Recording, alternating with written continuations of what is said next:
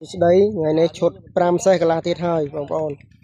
គឺ motor ប្រភេទជើងដំរីបាទហើយយើងមើលនេះគឺកម្លាំង5សេះកន្លះ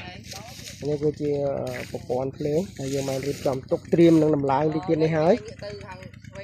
យើងពងតែផ្សារជើងតម្របាទហើយមានខាងដងនោះគឺគាត់ពងបុកដងផងដែរបាទនៅថ្ងៃទី19ខែ2ឆ្នាំ2026នៅខាងស្រុកគោរៀងខេត្តព្រៃវែងបាទដីនៅតំបន់នេះគឺទលាយណាបងប្អូនអើយវាលដាច់កតុយភ្នែក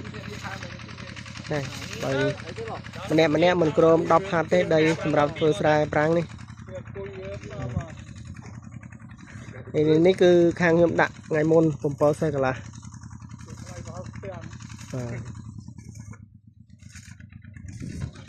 បាទឥឡូវដងចិត្តចាញ់ហើយដង